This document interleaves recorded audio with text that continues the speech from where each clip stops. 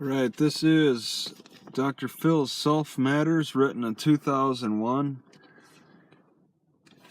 and it's really an interesting book, but it's not easy to read. There's few stories. The stories are few and far between.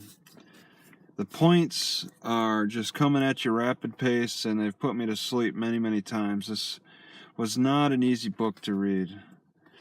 It only really got started to get interesting when we got to the back pain comparison on page 167. This is about over 300 pages, 303 pages. But it comes down to him trying to get you to figure out who you are. Okay, know yourself first. All right, and he uses plenty of fine examples about a duck swimming through water, and it looks serene on the top, and its flippers are going crazy, trying to get ahead. Just be who you are. If you don't challenge the lies about yourself, they become reality.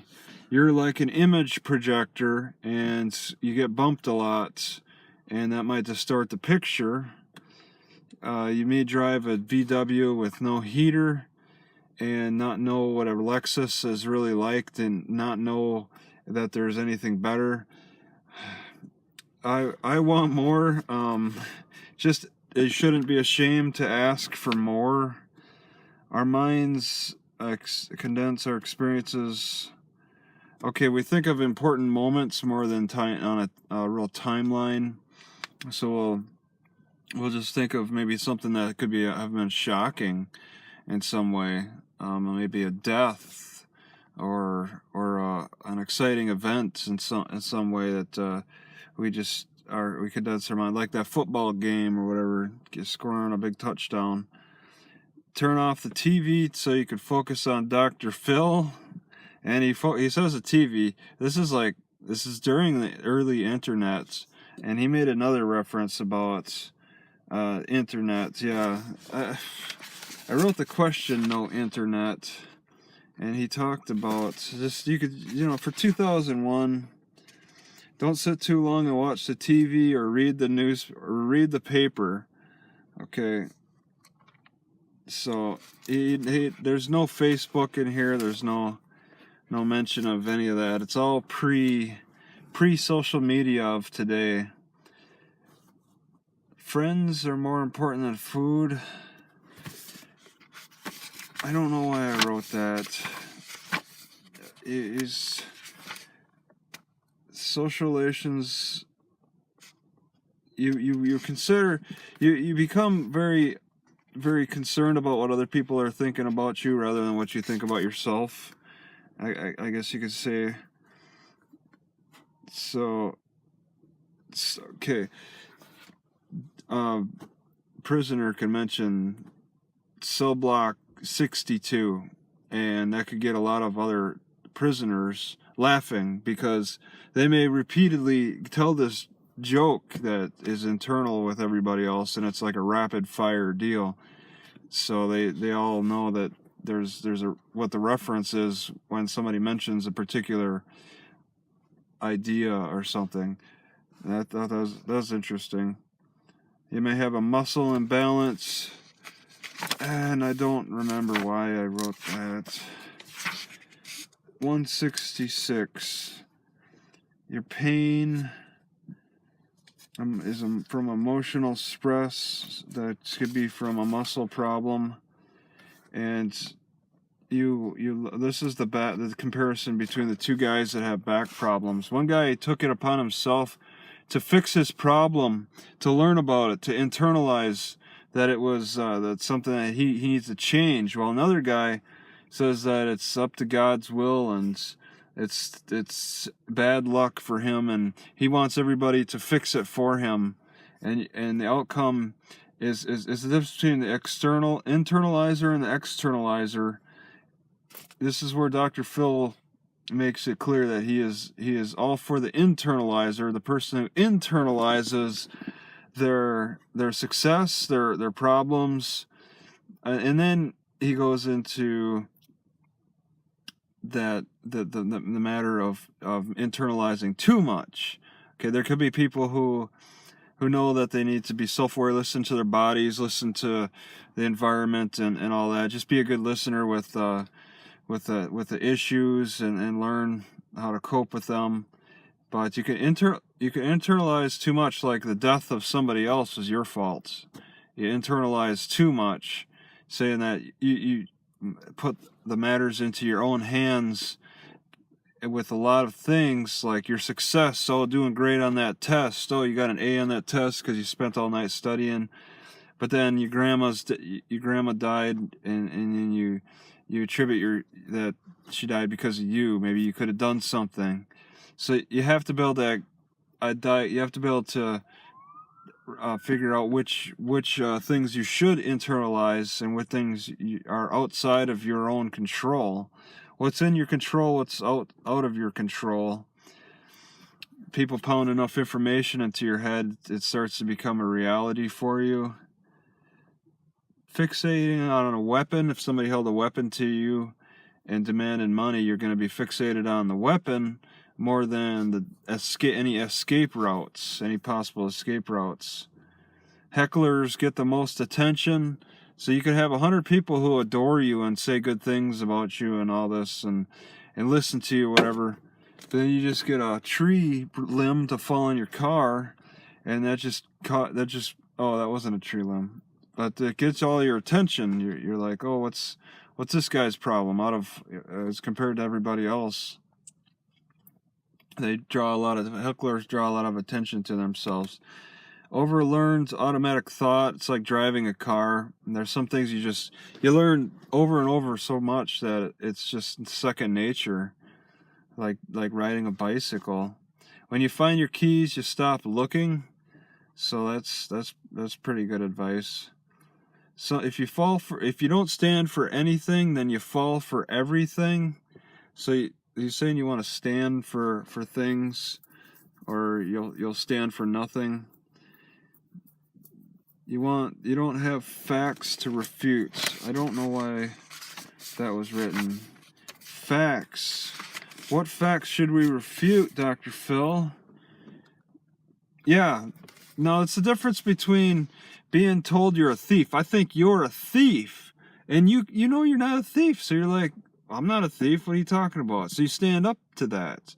But if somebody says that your intelligence might be in question, then you may be a little more like willing to listen. What's the problem? Because if it's a vague general accusation that you're lacking in some way, you're gonna listen and figure out maybe specifically what's the problem, or you just might dwell on it in general. Oh, I'm stupid. But it's best to get down. I think it's best to get down. They say get down to facts, but I say get down to better detail on the issue. Get down to facts can translate into that. Get down to, get away from the generalities. Astrology is voodoo. I'm not sure if I accept that. Labels are convenient. I think he doesn't like. We'll just stick with what he says in the book. I got my views on Chinese face reading, which I was thinking Chinese face reading a lot with the know yourself part up to about, the mid 160. I was thinking know yourself. The way he explains it is a little bit different than what Chinese face reading is, and I think there's one way to do it, and there's another way. Western approach and then other views. If you accept the label, that's easy to do. It's easy to accept the label. You replace who you really are with the labels instead. And if you know who you are, then you may not always be so quick to accept those labels. Okay, programmed by power thoughts. Tapes, you replay the same situation in your mind over and over again. Old bold sellswords. Old bold pilots is what he said. You can be a foolish pilot or a smart pilot, but there's no smart or foolish pilots. But that's something that was read in Game of Thrones. I read that. I've met a lot of old pilots, but I never met old, bold pilots.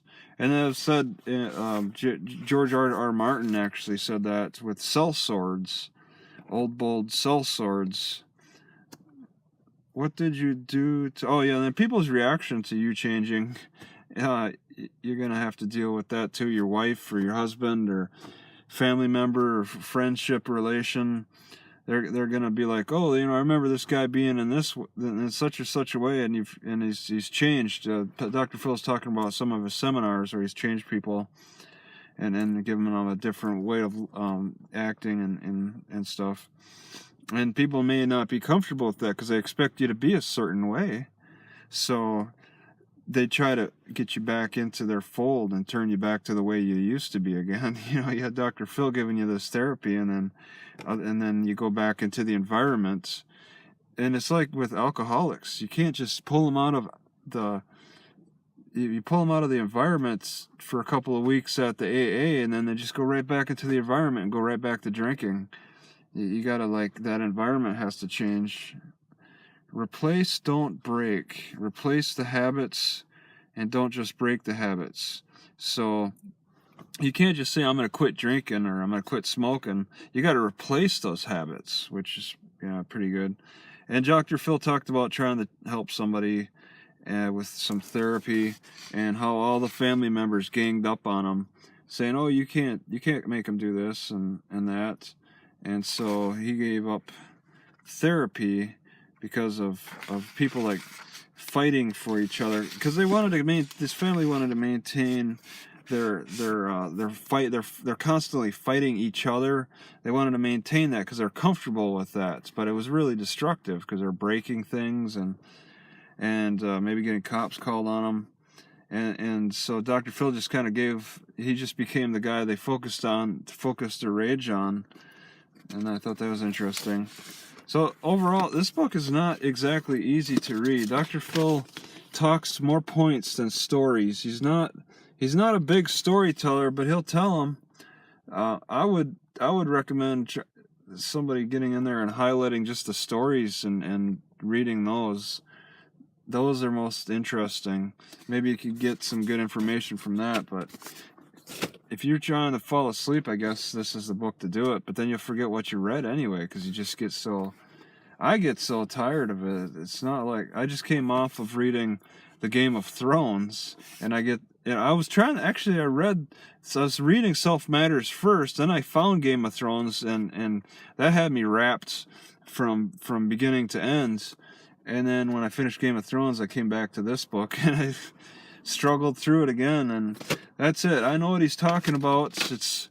You got to learn who you are. And in my opinion, I believe that knowing who you are, and yes, he has 5 questions you ask yourself, and 7 to validate whether the truth, whether this is something that makes sense. Something you should internalize or externalize. Okay, I think that Chinese face reading is very relevant, but I think that Dr. Phil would categorize Chinese face reading as voodoo, like astrology as well. I think he would call it a labeling. I think he would not like Chinese face reading. Okay, something I'm in love with Chinese face reading myself. But I think he would call it a labeling. It's people with narrow noses love to travel type of thing. It's to learn who you are. It sounds to me like Dr. Phil is encouraging you to become better and is more assertive and stuff. He seems like he's really encouraging that. And that may not be who you really are. You may be really a weak, timid person and needs to consider their consequences more than stand up for themselves. And he's not really forcefully saying stand up for yourself, but there's a lot of situations where he's like, well, you could have done better. And maybe you couldn't have. Maybe you just had to do different and more in line with who you are. So he's got good general points, but I think they could be broken down better with Chinese face reading.